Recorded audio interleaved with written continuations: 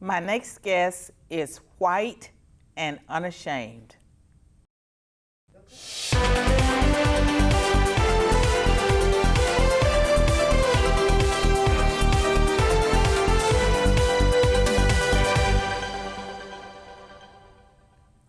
Welcome to another episode of Conversations. This is the show where we can talk about anything and everything. There's no political correctness here. My next guest is Jeremy Slayden. Jeremy is a former professional athlete. He has worked with people of all races and ethnicities, and he's someone who became quite alarmed about the organization Black Lives Matter. So join me in welcoming Jeremy Slayden to the Conversations. Jeremy, thank you for being on the show. Thanks for having me, Dr. Swain. Now, was it okay to say that you're white and unashamed? It's perfectly fine. Okay. I hope I'm unashamed about my skin color. Well, I mean, there are lots of people now that would say that if you're white, you know, you have all this white privilege, you are an oppressor, you are male, and so that makes you guilty of a lot of things according to critical theory. And so you have critical race theory that says that you and your ancestors are responsible for the oppression of other groups, and you are male, and you're responsible for the oppression of women. Yeah, it's unfortunate, but you know, we should never feel guilty or ashamed of things that we personally didn't do. I think, you know, the atomic measure of justice or a person's morals, moral capacity, it comes down to the man or the woman themselves, what they did or did not do with their own lives. And you know, Dr. Swain, you had a large impact on me. The first time that I ever heard the term critical race theory was probably in May of last year, tuning into one of your interviews, and you spoke on what critical race theory is and how the trickle-down effect could affect everyone. And it was the first time I aligned that theory also with cultural Marxism. Right. And the more that I've studied cultural Marxism and learned from leaders like yourself, I begin to see how true it is. Well, let me tell you something, Jeremy. Like, it was probably 7 years ago when I really focused on Marxism and the connection between that and critical race theory. And at that time, you know, you could search and you would find articles about cultural Marxism. If you were to do a Google search today, you get all of these articles that says that cultural Marxism was invented by right-wing people and that it's anti-Semitic and that it doesn't exist. Can you believe that? That they have just totally, when it comes to fact-checking and Wikipedia, they have totally just erased things that have been out there like forever. And if you don't know any better, well, if you don't know any better and you don't know how to get information, you're going to be totally deceived.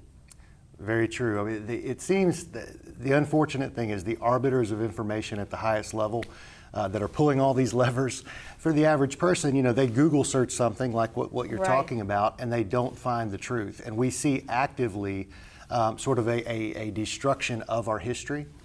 But in terms of the critical race theory, yes, I mean, we know about the Frankfurt School and how that they were teaching these ideas of we've got to infiltrate all these different pillars of society. And we're seeing that happen. We're seeing it happen in education, celebrity culture, government structures, and it seems like all the Jenga pieces that have to be pulled, there's one left, and that's the Christian faith. No, but they've already infiltrated the churches, and I think you've done an excellent job. I give you an A for getting yourself up to speed. When you were in school, did you ever read George Orwell's 1984? It was a book written in 1949, and I sure did. Yeah, absolutely. Well, have you reread it as an adult? I have not reread it as an adult. I should. My wife is actually reading it right now. Well, the thing about it is that we are living through an Orwellian period in American history, and this erasing history and what Google is doing and Wikipedia, and I understand that would be a conservative alternative to Wikipedia, but totally just erasing information and making it harder for people to get truth. And I want to say one other thing. Sure. This is conversation, so I get to talk. when I published my book in 2011, Be the People, A Call to Reclaim America's Faith and Promise, I talked about the Obama administration. They were forming an alliance with Google and big tech at that time, and I saw the potential for danger, and I saw the Orwellian tenets beginning to play out, and so I issued that warning back in 2011, and we're here today, and we see this cultural Marxism everywhere, and we're in a dangerous period, I would say, in American history. I would agree with that. You know, for a guy like me, you know, I was a baseball player, and then at the end of that, I became a roofing salesman. Who did you play for? I was in the Philadelphia Phillies organization for 7 years. What was that like, being a professional ball player? It was in terms of pursuing my dreams, and this, you know, I was single at the time and traveling the country and experiencing so much. It was the time of my life. I loved it. I wouldn't trade those experiences for the world. Was your wife a former groupie? No, not at all. Not at all. Actually, I did meet her during my last baseball season, but she had never dated a baseball player, never pursued a baseball player. There was just a team that had a spring training in her hometown. Right. So I happened to meet her at a Chili's restaurant. She was a server, and we hit it off, and you know, the rest is history. So you asked her for a number, and she just gave it to you? It took a little time. I think it was the second. Just I went mail, back. right. I met her. Okay. And we had a great conversation. It was fun. I was pretty bold. I got to say that I was pretty bold back then. And but I didn't ask her. I don't think that time. It was the next time I came in. I said, you know, when are we going to go out on a date? And it happened. Well, I'm glad that it happened, and there was a happy ending to it. It sure was, but I didn't answer your question at all, but hopefully that works. Well, I mean, that's where my mind goes all over the place. So being a professional baseball player or an athlete, you played with people from different races and ethnicities. I did. Yeah, I would say on a couple of my teams, I might have even been the minority. The Phillies, especially, were very good at you know, kind of a global look at, in all of the globe, who are the best baseball players out there. So we had a big Asian community in the Phillies locker room, Australian. I didn't know Asians were good with playing baseball. The Japanese are very good at baseball, and there's a very, very strong baseball culture over there as well. Well, that's very interesting. Yeah. I mean, I don't watch sports that much, so I'm not paying attention to the various ethnicities of people that are playing. But you certainly do have a fascinating background, and we're going to take a break, and when we return from the break, I want you to talk more about how that has shaped who you are today. Okay. We'll be right back.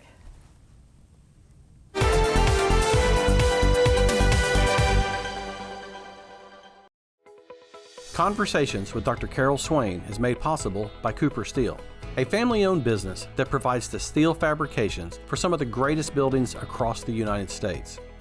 60 years ago, Kenneth and Faye Cooper founded their company in Shelbyville, Tennessee. Cooper Steel believes in sponsoring Carol Swain because we believe, as she does, you build strong, you stand strong. What started as a vision and now a nationally recognized and operated company that remains true to its founders' Judeo-Christian values and principles. Cooper Steel is committed to excellence, responsibility, and community. Cooper Steel's motto is, build strong, stand strong. They treat their employees and customers like family. Thank you to Cooper Steel for standing strong with Conversations with Dr. Carol Swain. Learn more about our generous sponsor at coopersteel.com.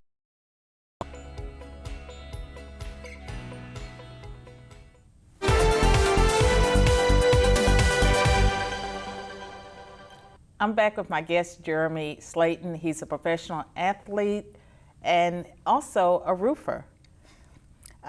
Jeremy, what caused you to leave professional baseball? Well, it's always a combination of things. When you're pursuing a dream and you've done it for a long time, you know, there's a number of factors. Baseball or sports in general is a business, so everybody's got their own ideas of which prospect that they're going to call up or who needs to be traded and when. So how do you feel about that, you know, buying and trading human beings? Well, I would say for the most part, the people in the sports world are pretty I know where you're going with that. Well, no, but I mean, it is buying and trading human beings. I'll tell you what, the left is probably going to start changing the language in that arena pretty soon. Well, because they're going to watch this show and then they're going to realize, oh, yeah. Uh-oh. Right. It's another thing we can attack and change and muddy the water on. But the other reason was, age. You kind of age out. But then lastly, I was playing the best baseball I'd ever played in my life, and I got a call up to Major League spring training for the first time after having some success, working up through the minors. And I thought, this is it. And for 10 days, I think I was a guy that they were calling off the bench to go pinch hit, which is tough. Right. But I was leading the Phillies in average and RBIs and then home runs. Only after 10 at bats. But I get up to the plate in a game on a pinch hit, I hit another home run, I'm rounding the bases, and all of a sudden I lose all feeling in my right leg, and I kind of had to hobble to home plate. And they had, basically had to be carried off the field. What was it? It was a severe herniated disc. Oh my goodness. And but that was the beginning of the end. And right. I tried to play one more season, but it was chronic, constant pain. And I decided it's time to hang them up and go get a real job. Now, I know some things about you, and I tend to be interested in people's spiritual journeys. Are you a person of faith? And so was that a challenge to your faith when that happened? If you were a person of faith, if Sure. not. Yes, no, I am. Any really tough hardship does one of two things. It always challenges your faith, but your faith can either grow from it or it can suffer for it, depending on your attitude and whether you lean into your faith, lean into the Lord during those times. And initially, Carol, Dr. Swain, I'm sorry. No, you can call me Carol. Okay, thank you. Well, initially, it had a great effect on my faith because all of those false idols, the identity that I had made out of baseball, and that it's difficult not to. It's the only thing people from my hometown or my church, they would ask, how's baseball going? Are you going to make it to the big leagues this year? Right. And then you lose that in a moment. So you lost your identity. To a degree, yes. Yeah, I understand. And that originally was a good thing because it's like, well, where do I go from here? What do I do? It wasn't a good thing. It must have been really suffering because I know that when I left academia, my identity was being a professor, and not being a professor anymore hurt. It did hurt. There's no doubt. But initially, I made a lot of good choices. I knew it was going to be difficult, but I went ahead and took a job that took a lot of energy and effort that maybe I didn't have, but I pushed myself in that area. I went back to my good friends who are faithful believers and could kind of rally around me in that time. And for, I would say, a year and a half, I was actually in a pretty good place. Now, we don't have to go there today, but I eventually shifted away from that. Right. And walked down kind of a dark road for a while. But that's human nature, and you go through those dark periods, and then you come out on the other side better. That's right, yeah.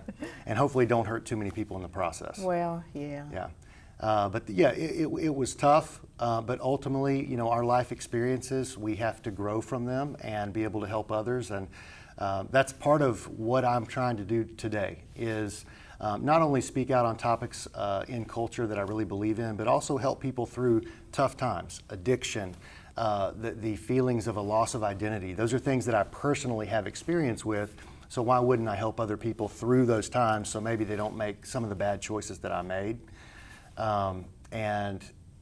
So do you, when you, I'm going to use the word ministering, when you're helping people that are struggling, that something is happening, they're losing their identity, is it mostly people in the sports arena? Not necessarily, because these days I don't rub elbows with a lot of people in sports. Like I said, I've been in commercial roofing sales now for 7 years, or actually longer than that, 9 years. And really, it's people from all walks of life. There are former athletes that are going through difficult times. There's one right now, and I can't say his name at the moment, but he's going through difficult times. So we talk through these issues as he's leaving Major League Baseball. It's all walks of life, but really it's who the Lord it brings into your life for that moment. Where are my feet planted today? Who's in front of me today? Right. And so, just focusing on you for a moment, and before the show is over, we're going to focus on the things that you've been involved in. like 5 years from now, where would you like to see yourself? That's a good question. That's the question. 5 years from now, I hope that America is in a little bit different place than it is right now, where we do feel more free. Yes. I don't know if that will be the case. It could be an ongoing struggle. 5 years from now is 1 year beyond the Biden administration. Right. Yeah. So I'm sure, people like you and myself will try to rally the troops as best we can. But my hope is to be a cultural influencer, a part of Christ's Great Commission. Right. And also at the end of the day, and I know that these are platitudes, but they're also true. The Lord's Prayer says, on earth as it is in heaven. Yes. So thy kingdom come to the earth. So we're supposed to be bringing that kingdom to the earth today. So I hope to be doing that in some capacity, and I don't know what that's going to look like exactly. And we don't know, and I tell people all the time that the spiritual journey, that God gives information on a need-to-know basis, and so Right. you really don't get the whole picture, and you just put one foot in front of the other. right. You keep walking, and that's sort of how I lead my life. And it's a fun way to live life that way, because it's an adventure, and it's not that you're not driven or don't have goals, but you're holding life loosely. Right. Where you're not white knuckling and gripping. Those tend to be the times where it's we're trying to plan our own steps, but the Bible says the Lord is going to direct your path. Right. And I know that you had some encounter at some point with Black Lives Matter. Can you share a little bit about that? Well, I think we've all had encounters culturally with what's going on. In Atlanta, when I was down there working in roofing, and I had to, if you've driven through the Fulton County or the city of Atlanta, very difficult drive at rush hour. But when Black Lives Matter began to, I forget what you call it. What is it? When picket on the highways or whatever, stop traffic. Well, I mean, they would call it a protest. Some other people might call it something else, but it. Yeah, a protest specifically on like Georgia 400. So right. You've got an hour commute, and I remember it first hit me because. And you have medical emergencies and people right. that are trying to get through, and it's a bad situation to try to stop traffic. That's right, and that's what really bothered me was, I was thinking, hey, there's times where I guess you've got to crack a few eggs to make an omelet, they say, and it led me when I'm stuck in traffic for 4 hours instead of 1, and I'm thinking there's pregnant women probably in this line You're somewhere. kidding? You actually experienced being stuck in traffic because of a protest for 4 hours? Oh yeah, coming back Clayton County, going up to North Fulton. I mean, yeah. So. Well, Jeremy, I'm sure that protest was very effective, and it sensitized you to race issues, and that because of that experience, that you are the great authority. And after this next break, when we return, I want you to talk more specifically about race in America and how Black Lives Matter helped shape you. Okay, absolutely. We'll be back after a word from our sponsors.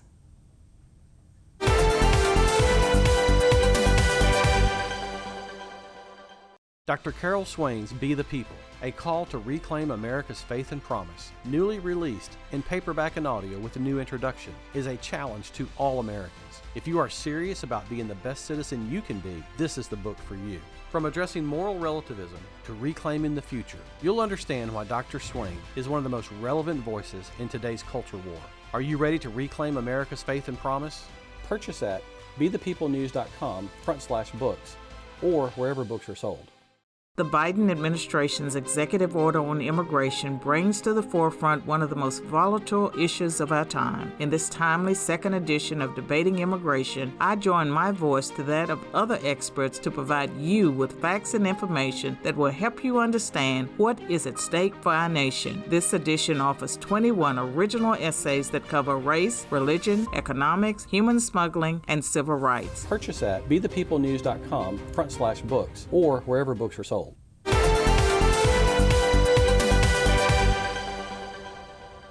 I'm back with my guest, Jeremy Slayden, and he's an all-around American. So, Jeremy, before break, we were talking a little bit about Black Lives Matter and race and being stuck in traffic for 4 hours. How did that make you feel? That's one question. And then I'd like to talk more broadly about race, because when the Right. show opened, I said, you were white and unashamed. Well, no one should be ashamed of that. We don't control our race or our nationality or all of these things. And so it would be un-American to stigmatize people because of the color of their skin or Any other thing they can't help, right?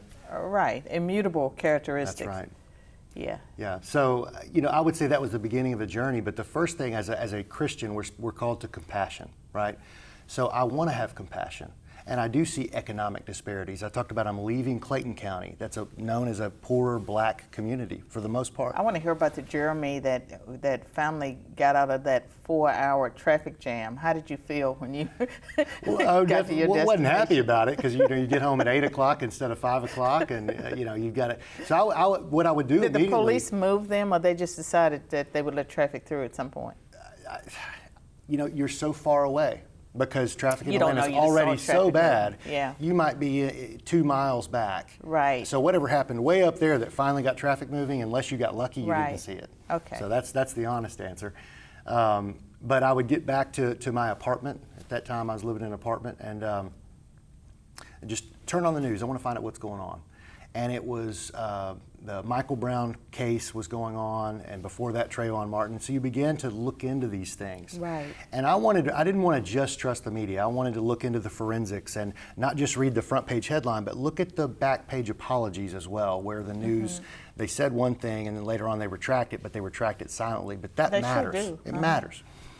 And I began to think, you know what, this organization is basing itself on a lot of lies, number one. Yes, there's a problem, but they're misdiagnosing it on purpose, and they're creating a situation where there's always going to be things happen that are tragic. There's going to be occasional actual racist incidents, but they've got for themselves a gas tank that's going to last forever. Because as long as there's no one wants to give it up because it's a money cow.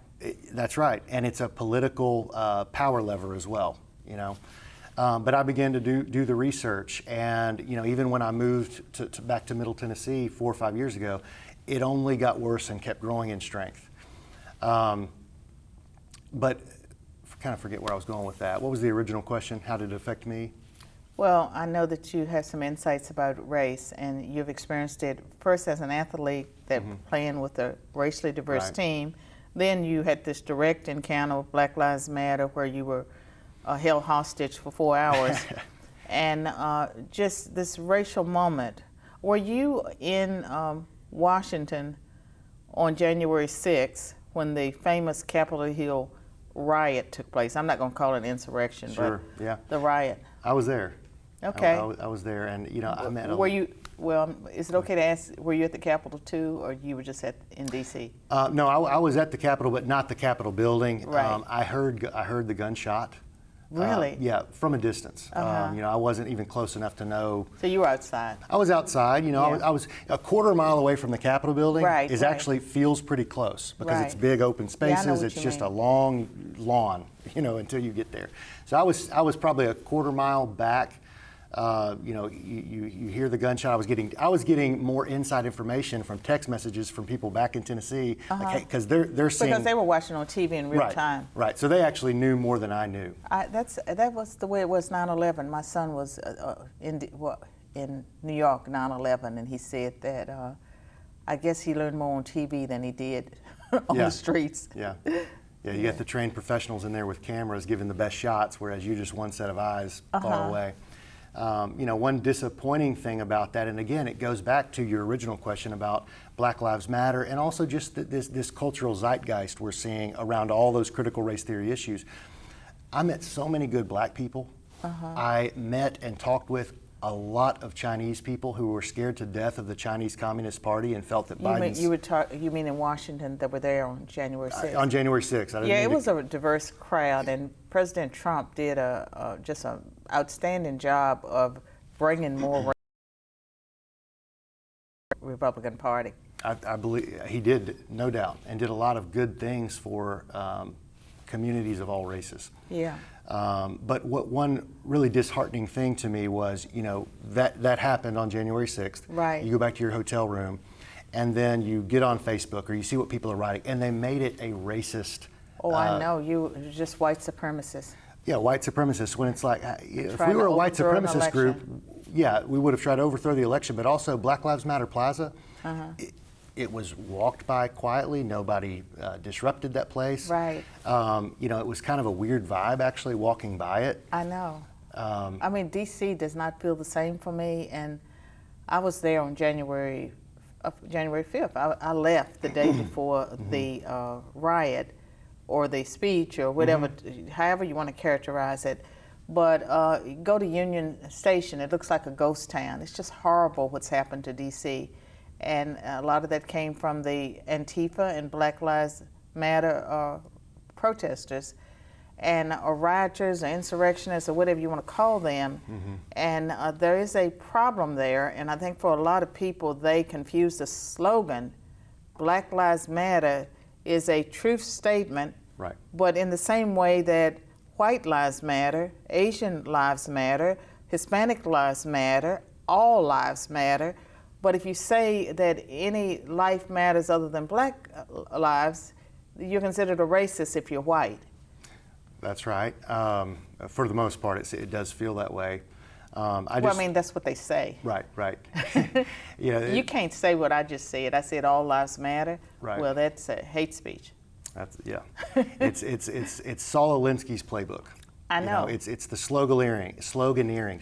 So you've read Rules for Radicals as well? I have read it, and I learned so much from it. I strongly encourage every conservative to read Saul Alinsky's Rules for Radicals. It pretty much lays out the playbook for what we've seen in our culture over the past several decades, I would say, but especially here recently. And it's not just Black Lives Matter as one slogan. Another one would be the Equality Act, right? What about, let's see, for the people? That's H.R. 1, the Voting Rights Act that's being considered now by Congress that would take and federalize elections, and parts of it is just totally unconstitutional, but it's named for the people. Right, so we'd be against the people to Right. be against that, right? Right. So you wouldn't think that the American public would be that simple-minded, honestly. You'd think they would get it, they would wake up. But I think we have become so distracted by these things in our pockets that we can look at all day and be entertained by, that people don't really care to look into the issue. And it's easier to capitulate, to kind of kneel down and say, okay, I'll say what I need to say, I'll do what I need to do so that I'm not admonished or I'm not a second-class citizen. But really they begin to live by a lie. And over time, they begin to believe the lie that at first they were just saying, I'm going to do this to be comfortable. You go 6 months into that, pretty soon you're living that out. And that's another reason I'm doing what I'm doing is I don't want to live my lies myself. I want to spread the truth, number two. And number three, I think recently, we need 100,000 Paul Reveres in this country right now. Right. And I just want to be one of those. If You are one. Well, thank you, And Dr. Swain. I admire you and what you're trying to do in your heart, and I hope to have you back on Conversations again. Thank you so much. It's Thank been a pleasure. you. We'll be back in a minute.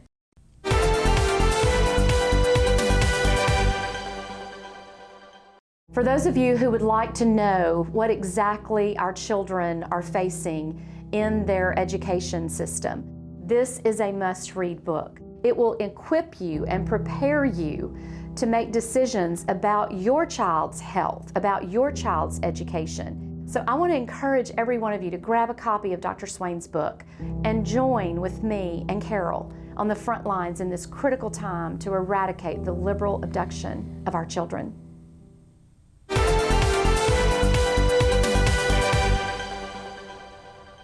I'd like to thank my guest, Jeremy Slayden, for sharing his heart with us today, and you for tuning in. This topic of race relations and America and how we're going to move forward is important for all of us to ponder. And as Jeremy said, we need, thousands of Paul Reveres, and I agree with him. We must stand up and be the people who change our nation and our world. And so if you're out there and you're someone and your heart is troubled by what's taking place in America, you have an opportunity to stand and lead, and we would cheer you on. Until next time.